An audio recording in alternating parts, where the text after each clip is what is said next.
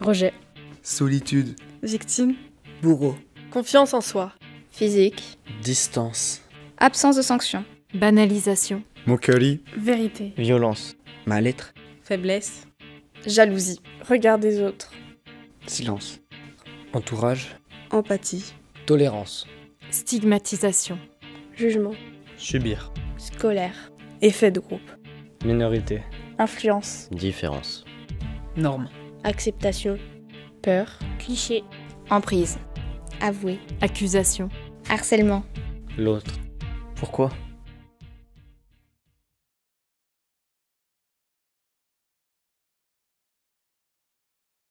Les discriminations. Pourquoi est-il si compliqué d'en parler ? Je pense qu'ils peuvent en avoir peur d'en parler pour les conséquences et ils ont peut-être honte d'être harcelés. Pourquoi l'orientation sexuelle est un facteur de harcèlement ? Il y a beaucoup de choses qui ont été mises dans des cases. On a beaucoup banalisé le fait qu'une femme, elle doit être avec un homme. Ce qui fait que là, on a beaucoup peur de la différence. Pourquoi le physique est-il autant critiqué ? Pour moi, tout le monde est différent.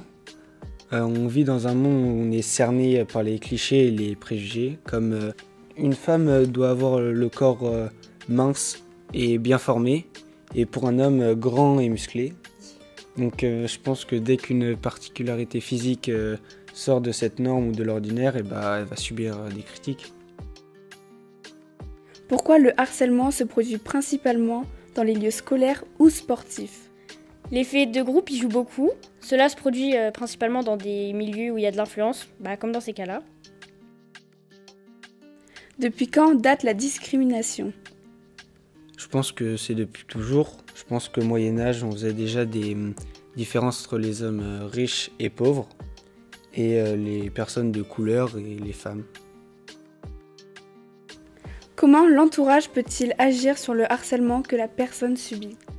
La famille, elle joue un rôle hyper important car en général, elle réagit souvent pour protéger son enfant. Mais parfois, les proches, ils vont rien faire ou ils veulent rien savoir sur le sujet. Et pareil pour des assistants scolaires.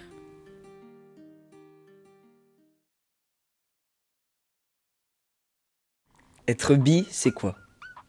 Une personne bi est attirée par les garçons et les filles. Il faut faire la distinction entre le biromantisme, qui est l'attirance romantique, et la bisexualité, qui est l'attirance sexuelle. Comment on se rend compte qu'on est bisexuel ? On ne choisit pas son orientation sexuelle. On se rend compte de celle-ci suite aux expériences faites au cours de notre vie. Certains ou certaines ont cependant tendance à associer leurs attirances à une forte amitié, ce qui explique que elles ne découvrent leurs orientations que tardivement. Comment accepter son orientation sexuelle quand notre milieu de vie ne le favorise pas ? Certaines familles n'acceptent pas d'autres orientations sexuelles que l'hétérosexualité. Ce contexte familial rend la découverte d'une orientation sexuelle divergente difficile, poussant certains à nier et cacher leurs orientations par peur de décevoir. Dans les pires cas, ces familles élèvent des enfants homosexuels et homophobes qui en viennent à se détester quand ils le découvrent, amenant certains au suicide, ou les réduisent à devoir lutter contre leurs automatismes. Est-ce que c'est normal d'être bi, homo, lesbienne ou d'autres ? Pour commencer, notre orientation sexuelle ne concerne que nous. Mais si on la partage avec quelqu'un, elle n'a pas à avoir d'opinion dessus. D'ailleurs, normal, ce n'est pas une donnée scientifique. Quelles sont les discriminations auxquelles peut-on faire face en étant bisexuel ? Les commentaires homophobes vis-à-vis des bisexuels sont assez différents de ceux adressés aux lesbiennes et aux gays. Plutôt que d'être vus comme dégoûtants, elles sont infantilisées. On leur dit « T'es encore trop jeune pour savoir, tu as le temps, tu mélanges tout. Comment tu peux savoir ? C'est pas possible d'aimer les deux. » Leur identité n'est pas respectée, de même que leurs sentiments. La biphobie est souvent manifestée par une culpabilisation importante. Une fille bisexuelle qui sort avec un garçon est une menteuse. Elle fait intéressante. Est-ce que les discriminations sexuelles concernent toutes les orientations sexuelles ?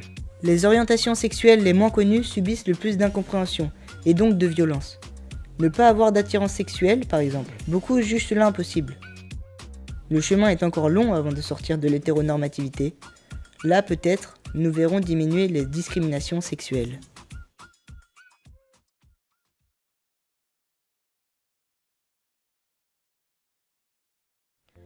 Bonjour, je m'appelle Julia, j'ai 33 ans et aujourd'hui je suis une journaliste sportive renommée. Pourtant, il y a 4 ans, tout juste sortie de l'école, Ma carrière était semée d'embûches. Comme tous les matins, je traverse les bureaux avec la boule au ventre à l'idée de le croiser. Je m'installe derrière mon ordinateur et commence à taper mon article sur la dernière victoire de l'équipe de France. C'est l'heure du café, ou devrais-je dire, l'heure noire. Je rentre dans la salle de pause et me sers un café. Quand je me retourne, je me retrouve face à face avec celui que je redoutais tant. Pierre.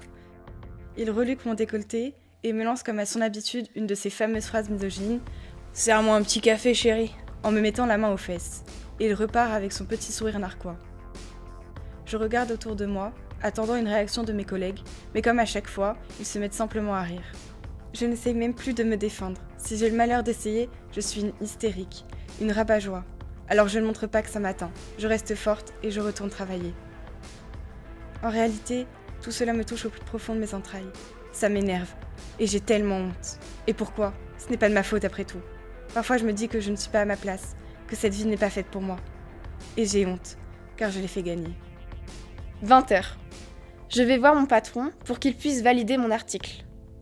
Jusque-là, un seul de mes articles lui a plu, celui sur le patinage artistique. Apparemment, ce serait mon truc. Je lui lis tant et il commence à lire. Il fronce les sourcils et rature de temps en temps. Cela ne m'inquiète pas trop, c'est son travail après tout. Une fois fini, il souffle et le jette en me lançant. Désolé, mais ton article est vraiment trop féminin. Jamais ça ne plaira à nos lecteurs. C'est la goutte de trop, celle qui fait déborder le vase. J'explose et je démissionne. Quelque temps après, je me suis trouvé un meilleur travail, autant payé qu'un homme en plus de ça. Et je ne subis plus ces remarques désobligeantes. Alors voilà, si un jour, une situation telle que la mienne vous arrive, prenez votre vie en main dès la première remarque. N'ayez pas honte et soyez fiers de qui vous êtes.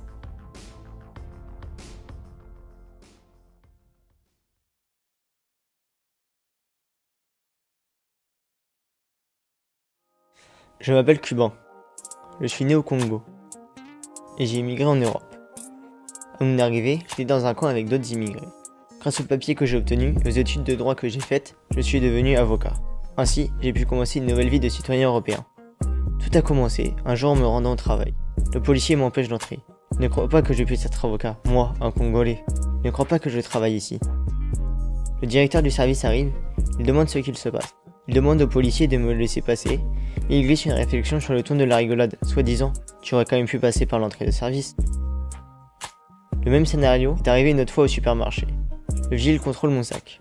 Le seul sac qu'il contrôle sur une dizaine de clients. Je lui demande pourquoi. Il me dit qu'il y a souvent des vols. Alors il doit contrôler tout le monde. J'ai bien vu que j'étais le seul à être contrôlé. Tout le monde. Qui ? Tous les noirs, il veut dire ? Chaque jour, au travail, c'est la même chose. Je suis obligée de passer par l'entrée de service. Si je ne le fais pas, on me fouille, à chaque fois, ce qui me prend beaucoup trop de temps dans ma journée. J'en ai parlé avec mes collègues et ils m'ont dit que je prenais ça trop à cœur, que ce n'était pas si grave et que je devrais en rire. Hier, je me suis décidée à aller porter plainte, cela ne peut plus durer. Le gendarme qui m'a reçu m'a d'abord bien écouté, mais il m'a dit d'un ton dédaigneux « C'est tout, faut pas vous en faire, c'est pas grave ». Depuis, je vis avec une énorme incompréhension, une perte de sens totale. Je me demande où est cette justice pour laquelle je me bats tous les jours.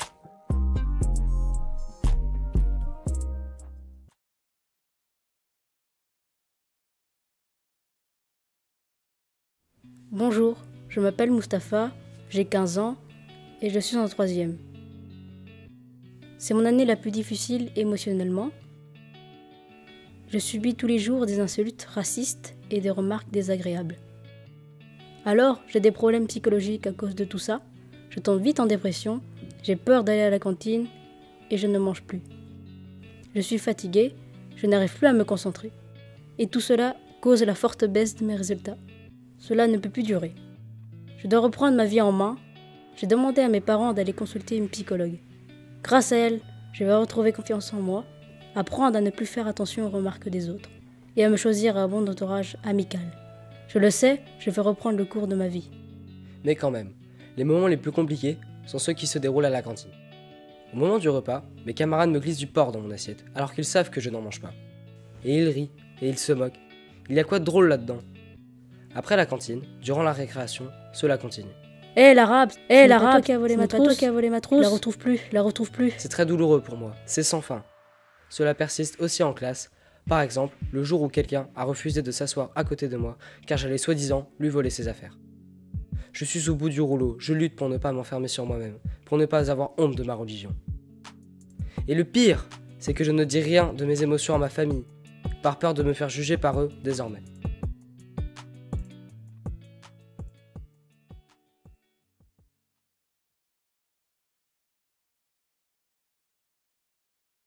Je m'appelle Anne, j'ai 26 ans et je suis atteinte d'une maladie physique nommée l'alopécie. À l'âge de 4 ans, j'ai perdu tous mes poils et mes cheveux. Cette maladie ne me provoque pas de souffrance physique, mais cela m'handicape beaucoup dans ma vie de tous les jours. Petite, j'ai reçu beaucoup de moqueries. On m'appelait crâne d'œuf, j'étais rejetée. Mes camarades de classe me disaient même que je venais d'une autre planète. Pourquoi moi? Pourquoi tant de haine pour une simple maladie? J'ai toujours été habituée aux critiques, je m'y suis faite. Je me disais qu'une fois adulte, tout irait mieux, que les adultes seraient moins bêtes, eux. Mais en grandissant, j'ai dû constater que cela ne s'arrêtait pas. Cela a même empiré. J'ai eu beaucoup de mal à trouver un travail. Grâce à l'aide d'une association d'insertion dans l'emploi, je suis devenue secrétaire dans un hôtel. Au début, tout se passait bien. Bon, si l'on met de côté quelques remarques déplacées ou des blagues pas drôles, faites par des enfants séjournant à l'hôtel.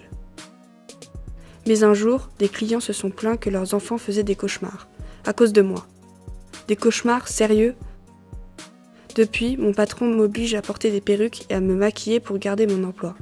Je n'ai rien dit, pas réagi. Par peur ou par honte? Sans doute les deux. J'ai perdu confiance en moi et je me posais plein de questions sur ma vie. Jusqu'au jour où j'ai connu Marc. Marc a été mon sauveur. Je l'ai rencontré il y a pas très longtemps. Il est le seul à m'accepter tel que je suis. Bien qu'il m'ait connu la première fois avec une perruque, il m'a jamais fait de remarques sur mon physique. Crâne chauve ou avec des faux cheveux, il m'aime. Et il veut finir sa vie à mes côtés. Marc est ma seule famille. L'autre, la vraie, m'a rejetée. Grâce à lui, je reprends confiance en moi et j'apprends à m'accepter comme je suis, à me trouver belle même. Avec l'association dont je suis membre, j'ai rencontré d'autres personnes atteintes d'alopécie. On échange, on se soutient, on s'aide à ignorer le regard des autres. Beaucoup de gens nous jugent sans nous connaître, ils restent à la surface. Mon absence de cheveux, trop bizarre pour eux. Mais ma personnalité, ils la rejettent aussi ?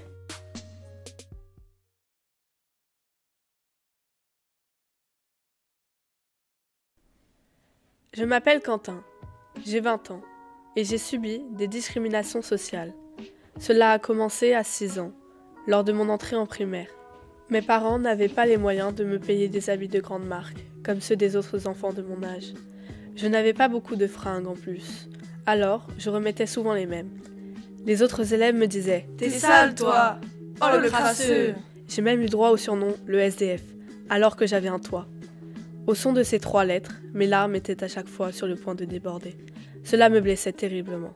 J'ai subi cette stigmatisation toute ma primaire. SDF. Tous les soirs, en rentrant à la maison, je pleurais toutes les larmes de mon corps jusqu'à ce que mes parents arrivent. Et là, je les ravalais. Ils travaillaient dur pour moi. Ils rentraient tard. Je ne les voyais presque pas. Mais je savais qu'ils faisaient tous ces efforts pour moi. Pour m'offrir mieux. Pas plus. Juste mieux. Alors, je ne voulais pas leur rajouter des soucis. J'ai gardé le silence sur ma situation pendant 2 ans. C'est beaucoup, beaucoup trop long. Je ne tenais plus.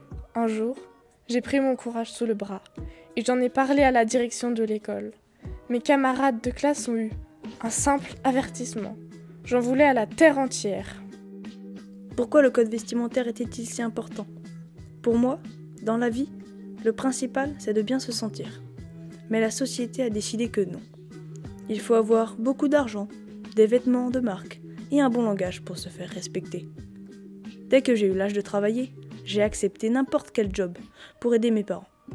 Je les ai aidés, surtout au niveau des courses, mais j'ai essayé aussi de les soulager avec les factures et les impôts. Ils s'en voudront toute leur vie de ne pas avoir pu m'offrir les études que je voulais. Mais j'ai persévéré, j'ai rien lâché et j'ai réussi à entrer dans une école.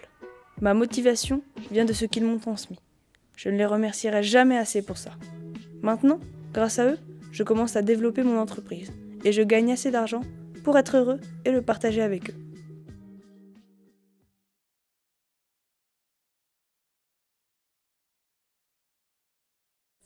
Je m'appelle Lou. Aujourd'hui, je vais vous raconter mon histoire.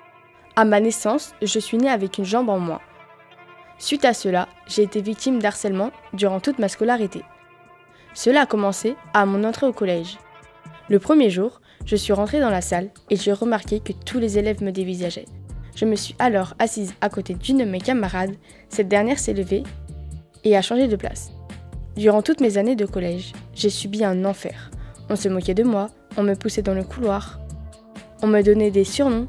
Je ne m'appelais plus Lou, mais l'unijambiste. Personne ne sait à quel point j'ai souffert. Sauf ma sœur Manon, qui était d'un grand soutien pour moi. Elle me disait que ces personnes n'en valaient pas la peine. Mais cela me blessait terriblement de recevoir des moqueries tout au long de mes journées, d'être dans la solitude. Quand il fallait faire des travaux de groupe, j'étais toute seule. Les professeurs ne s'en rendaient même pas compte. Le pire, c'était les cours de sport. Le professeur me laissait de côté. Je lui disais pourtant que je pouvais faire du sport s'il aménageait les exercices. Il me répondait que je n'étais pas sa priorité et qu'il devait s'occuper des autres élèves. Depuis que je suis rentrée au lycée, je me sens beaucoup mieux. Je n'ai plus toutes ces moqueries que j'ai pu avoir auparavant. Je suis plus refermée sur moi-même, je vais vers les autres et me fais des amis. Je bénéficie aussi d'aide de la part de mes professeurs. Je suis plus épanouie. Je me suis aussi inscrite dans une équipe de basket avec des personnes dans le même cas que moi. Je prends plaisir à faire du handisport.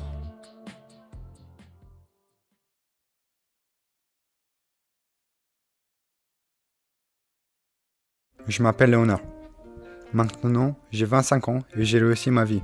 Je suis employé chez SpaceX et j'ai un bon salaire. Pourtant, tout ne s'est pas passé comme ça avant. Pendant ma scolarité, à partir de la 6e et jusqu'à la fin du lycée, j'étais humilié à cause de mes résultats scolaires très mauvais.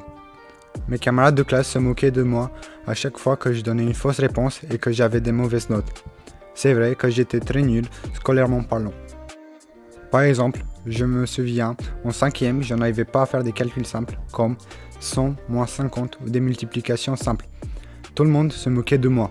Même les profs se demandaient si je faisais pas exprès pour amuser les autres. On m'insultait de sale trisomique, sale autiste, et on me disait que j'étais le seul homo sapiens resté au stade de la préhistoire tellement mes résultats étaient mauvais. Les choses se sont empirées quand j'ai redoublé ma 3e à 2e fois. On commençait même à me frapper contrairement à avant, car selon les autres, ça ferait remarcher mon cerveau. Pendant des années, je n'avais plus confiance en moi, non seulement mes camarades m'humiliaient, mais en plus les profs et mes résultats scolaires ne m'aidaient pas. Seuls mes parents me soutenaient, et c'est grâce à eux que j'ai eu la force de continuer de devenir ingénieur.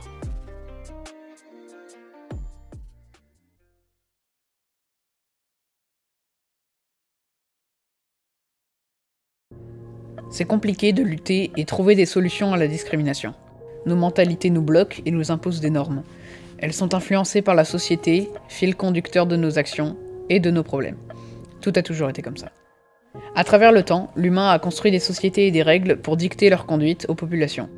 Alors, pour les personnes conservatrices, c'est l'angoisse si nous sommes amenés à changer les choses. Et le mot « normal » s'est installé dans ce monde de discrimination. Tranquillement, silencieusement, et pourtant, il est la cause de tous les problèmes. Pour essayer de lutter contre les discriminations, on peut avoir recours à la justice. Mais pour que la justice puisse faire son travail, il faut d'abord briser le silence. Et là, c'est encore un autre problème qui s'ajoute à cette liste déjà trop longue. Il faut trouver quelque chose pour ouvrir les mentalités et contrer le racisme, l'homophobie et les autres discriminations. Il faut changer les mentalités installées à cause de la religion, des régimes politiques et de l'héritage des générations antérieures qui nous ont éduqués. Le mot « normal » n'est pas adapté et ne devrait pas exister. C'est la société qui a imposé ce mot en mettant en valeur des personnes qui incarnent la norme, alors que chacun est différent. C'est un exemple concret de l'influence qu'a la société sur chacun de nos mouvements. Aujourd'hui, on ne peut pas se créer son propre avis sans se faire influencer. Sans que l'on en soit conscient, toutes les personnes autour de nous nous influencent et nous imposent une partie de leurs idées, systèmes de pensée, critères de jugement. Il faudrait que chacun se crée son propre avis pour ne serait-ce que faire diminuer la discrimination. Malheureusement, l'être humain est fait de cette façon et apprend des autres, quitte à se perdre dans leur regard. La seule et unique solution serait que chacun ignore le jugement des autres et se crée sa propre opinion, même si cela paraît impossible en apparence, car c'est l'influence et ses effets négatifs. Si chacun y met du sien, et s'oblige à ne pas se laisser influencer, si l'on reste en veille permanente, alors on pourrait faire baisser drastiquement la discrimination. Mais attention à ne pas inverser les rôles, en cherchant malgré tout à influencer les autres. La justice devrait jouer un rôle plus important dans les affaires de discrimination. Pour lutter contre les discriminations, il faudrait durcir les sanctions prévues par la loi. Pour l'instant, elles peuvent aller jusqu'à 45 000 € d'amende et 3 ans d'emprisonnement. Or, pour des personnes très riches, pour qui 45 000 € ne représentent pas une très grande somme, il faudrait appliquer une peine plus importante. La justice est l'organisation la plus à même d'empêcher les retombées que peut recevoir la victime de l'agresseur après avoir brisé le silence.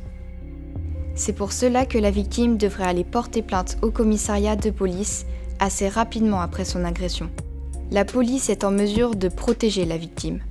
La victime devrait avoir le réflexe de récolter des preuves de son agression, par exemple des photos, des vidéos, des enregistrements.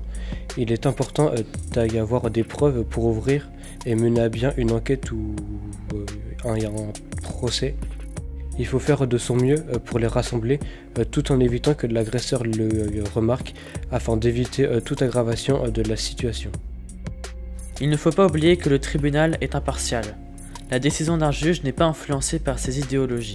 Il est là pour appliquer les textes de loi et pas pour donner son avis personnel. Il peut être difficile pour la victime de porter plainte, notamment parce que les procédures sont lourdes et surtout, elles sont lentes. Le temps de délai avant d'obtenir un procès est trop long. C'est une des raisons pour lesquelles beaucoup de gens ne portent pas plainte quand ils le devraient. Ce temps de délai laisse aussi l'occasion à l'agresseur de faire d'autres victimes. Plus de magistrats doivent donc être recrutés pour accélérer le processus. Pour toutes ces raisons, il est important de s'en remettre à la justice pour régler une affaire de discrimination. Il faut être conscient que c'est important et que les discriminations ont autant leur place que les autres affaires au tribunal. Nous avons tendance à banaliser les violences, les remarques et autres. Cependant, rien n'est acceptable. Dès que cela nuit à la liberté de l'autre, alors il faut que cela soit puni, mais avec une sentence adaptée à la discrimination. Et le silence des personnes autour qui se taisent et donc participent. Il faut aussi prendre en compte les retombées possibles, car nous ne nous sentons pas en confiance et en sécurité dans notre société. Lorsque nous sommes témoins d'une personne victime de violence, on ne sait pas comment réagir, ou même on ne réagit pas, par peur que la situation se retourne contre nous. Et il y a aussi notre entourage, différent selon chacun, mais dans beaucoup de cas, parler est compliqué. On n'en a pas fini avec les tabous. Une autre manière de lutter serait d'ouvrir nos mentalités, par exemple grâce au travail mené par des associations comme SOS Homophobie, Liberté Couleur ou encore la LIF. Trouver des solutions, les moyens de faire face à de trop nombreuses et complexes difficultés. À notre échelle, nous pouvons proposer des actions, mais seront-elles adaptées et efficaces? Toucheront-elles assez de monde pour faire évoluer les mentalités? Combien de temps faudra-t-il encore pour que cela change ?